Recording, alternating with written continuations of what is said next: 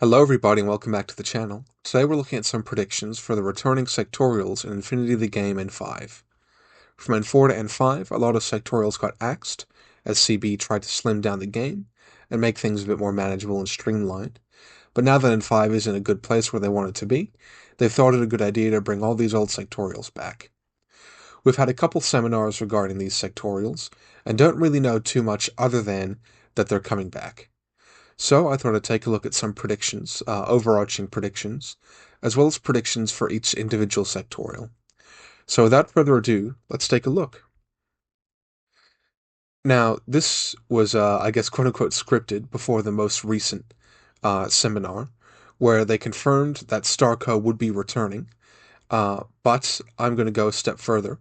I think Foreign Company is also going to come back, and this is to say, I think all of the cut sectorials will be coming back. I don't think there's going to be a sectorial that was around in N4 that's not going to be around in N5. I think it would be a very weird decision to just leave one or two sectorials out. So I think, despite what we've seen be pictured, I think all of the sectorials are going to be returning. Now we will talk a bit more about Foreign Company when we get to them, because their sort of design space is interesting in terms of what CB did to sort of cover for Foreign Company, but we'll get to that a little down the line. I think these returning sectorials will include external unit updates.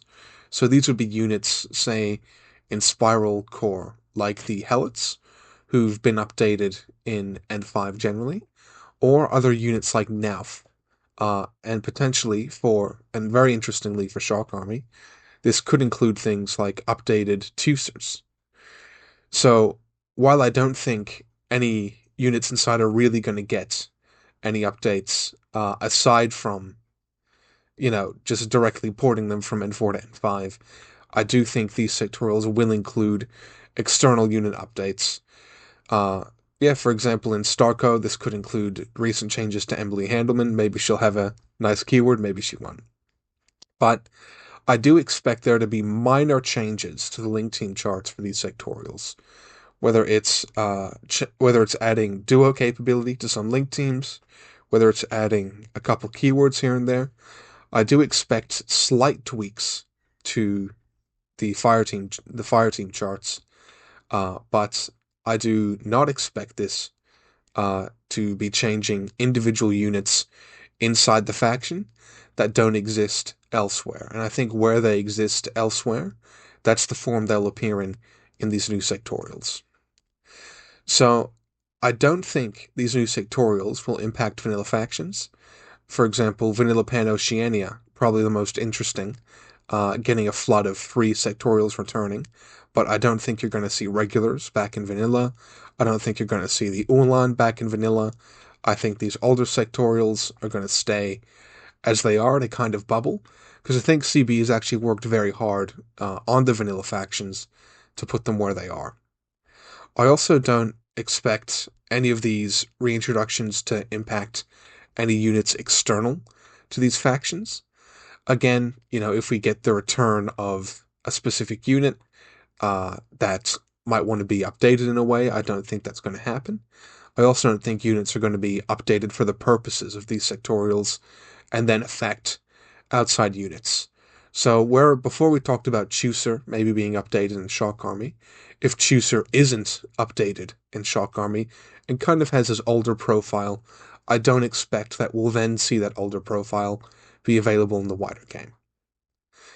Now, the final thing and the big thing that I've sort of been alluding to this whole time, I don't think any of these sectorials are going to include any reworks or any real unit alterations. I'm even tossing up whether they'll even get points decreases. We saw a lot of points decreases across the board from N4 to N5. It'll be interesting to see whether the units that essentially are unique to the sectorial even get updated points-wise. So let's take a look at Shock Army of Acontecimento. If they appear sort of how they are now, they're likely to have one of the best pure link teams in N5, but may be held back by it. And this is the Acontecimento Regulars Fire team. really what makes this team special, and some of its capability has been ported to Kestrel, is that it's got access to sapper snipers, hackers with fast panda, and mine layers with triangulated fire. So that might sound awfully similar to Kestrel fire teams, with the exception of those sapper snipers. Uh, Especially the way N5 is now. A unit who's got BS13, who's got a multi-sniper, who's got mimetism and sixth sense, is likely to be really powerful in N5, where kind of visors have sort of gone down a little bit, where sixth sense is now more important than ever, both in the hacking game and in the shooting game. So I think if Shock Army's kept that big core, that's going to be something really powerful. However, what's really shown to be the bee's knees in N5 is having those highly efficient duos. And I don't think Shock Army's going to have that.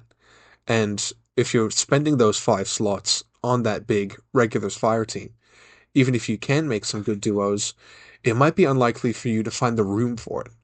So it'll be very interesting to see where Shock Army ends up there. I think the Drago, the Shock Army tag, is still going to be absolutely excellent. It was top of Loss of Lieutenant's tag tier list, just off of how sleek and how effective it is with that hyper rapid magnetic cannon. I think where the water level of the game has sort of gone down a little bit, that BS15 HRMC is still going to be really quite good. I think it's going to make really good use of its updated profiles. This is more looking at the Aleph sections of Shock Army, specifically the characters, looking at Scylla and potentially Tusser. I think they're going to be really happy with those updated profiles, as well as the remote suite with the updated peacemakers. Having those peacemakers backed up by Sixth Sense regular hackers, if that is how the Sectorial turns out, is going to be quite strong. I also think, strangely enough, this is going to land Shock Army of Acontecimento in a really good environment for Bagmaris, the medium infantry for Shock Army, who were always previously not really up to scuff. They were 1 wound, BS12, Mim 3, and a level 1 visor.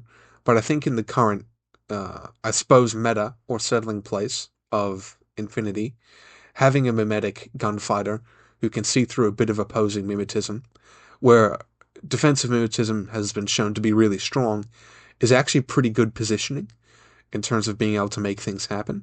So I wouldn't be surprised if this is actually a really nice environment for the Bagmarie to get a little bump in usability.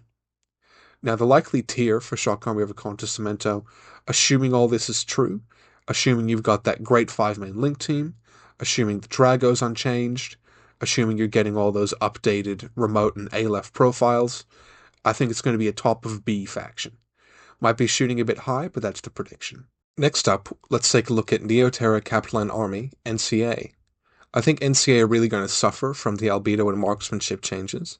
A large part of NCA's strength really was linking bolts, and potentially getting those larger links of bolts as well. But I think, as we discussed with the regulars, putting that many slots, and particularly with NCA, that many points into a core like the bolts, is really not where you want to be in N5. I think the regulars core, sure, you're spending a lot of slots on that, but you're not spending a lot of points. That means it's, really it's still quite good, but I don't think that's the same with bolts. I think a pure core of bolts is going to be taking up the majority of your points, and with albedo being more around and better, and with marksmanship now being affected by white noise and albedo, I think that the bolt team isn't going to be as good as it was from a slots perspective, where slots are much more, I guess, powerful than 5. It's not going to be great from a points perspective, and it's not going to be as good in a gameplay perspective as well. So I think that's a massive hit. Now, following that, I think NCA is probably going to struggle to make efficient and powerful link teams. If you look at the roster list for NCA, and if you look at Rob's recent video, sort of test piloting what a modern NCA list could look like, you'll see that a lot of it is, duoed bolts, orcs in a Haris team. There's not too much going on there, aside from the very base Pano units, in a sense. So I think their big cores, which were their selling point, they're not going to do much for you. And I also don't think any of your smaller link teams are going to push you very far. If it's a Bolt duo, great, Vanilla's got that. If you're running Orc duos, the upcoming Varuna will probably do that better. So, for these reasons, I think NCA is likely to be held back more than its brothers, being Varuna and Shock Army, by this dated design around it. But one thing I will say, if Blade Ops have remained a wild card in NCA, I think that could be quite big. I think Blade Ops were sort of slept on towards the end of N4, especially in armies like Svalheima, where you could quite easily get 2 or 3 Blade Ops in a list pretty reasonably linked up, and providing a ton of orders. So this could be the place we see the Blade Ops shine, but again, we just don't know what's going to happen between the reintroduction of this faction. Then last up, we've got Varuna Immediate Reaction Division. So I think Camu are probably still going to be quite good on active and reactive. The Camu, of course, being BS13 Mimneg 3, with that beautiful multi-sniper having that MSV2. As I spoke about before, mimetic gunfighters are proving to be very popular on aero and on active, and I think a Camu HMG on active is a great gun. I think even though that Camu has that MSV level 2 on reactive, I think it's still quite good, but I think you might see a change away from, say, the 4 Fusiliers and a Camu sniper on the end. I think we might be moving away from that a bit. You might just see 2 Fusiliers and a Camu, or even just 2 Camo in a duo together. Even though it is MSV2 and is sometimes held back by that. I think also having mimetism really pushes it over the line. If you've ever played against something like Tucer, who has a visor and mimetism, you know even going to white noise shoot him can be a bit frustrating because you're still having to take that Neg 3. They're taking that Neg 6. It's not necessarily as good as you'd like it to be. So I think even though the gut reaction might be, Camu aren't going to be good anymore, I think actually it's going to be the opposite. I think they're going to remain quite strong. I think external updates are going to carry over, including fire team tags. So this is really looking at the Helots and Patsy Garnet as well. I think we're going to get those new Helots in, and I think Patsy's going to pick up that Orc and that Helot tag as well. And I think most excitingly for me, if stealth orcs return, I think they'll be really good. So in N4 there was the Varuna division orcs, which were 1-for-1 the regular orcs, but they cost a point more and had stealth. These were really good profiles. Even just for close assault for Varuna, just running up an orc shotgun. And if, let's say we get that orc boarding shotgun +1 burst, and we get the stealth orcs back, I think it's going to be a pretty potent combination. Where, again, there's a lot less sixth sense and combat instinct in the game. You can sneak past torpedoes a lot better than you could in N4. And I think it's a point where Varuna was kind of neat in N4 with the stealth orcs. They could pull off things that you might not otherwise. Added a lot to the orcs for just a point. And if they return to Varuna, the stealthy orcs, I think that's going to be a big point in their favor and very exciting. So, with the assumptions that we're getting these external Helots and keywords, with the assumption that Camu are still quite good, and with the assumption that we're getting stealth orcs back, I'm going to put Varuna at low B. At the end of the day, they're still a very defensive faction, and I think are a little bit held back by that, not having that clear offense. But if we get those stealth orcs, with that boarding shotgun +1 burst and stealth, I think we can do all right. So I'm going to put these guys at a low B. All right, Caledonian Highlander army. I think they're really going to appreciate less MSV AROs running around. Caledonia really had pretty good freedom of movement on the table with high-fizz smoke grenades, and they're likely going to be the ones using these smoke grenades the best with the new, zero range band on within 8. But the Caledonians generally are about Fizz 14 or higher. So that's going to be great for just raw dogging those smoke grenade throws.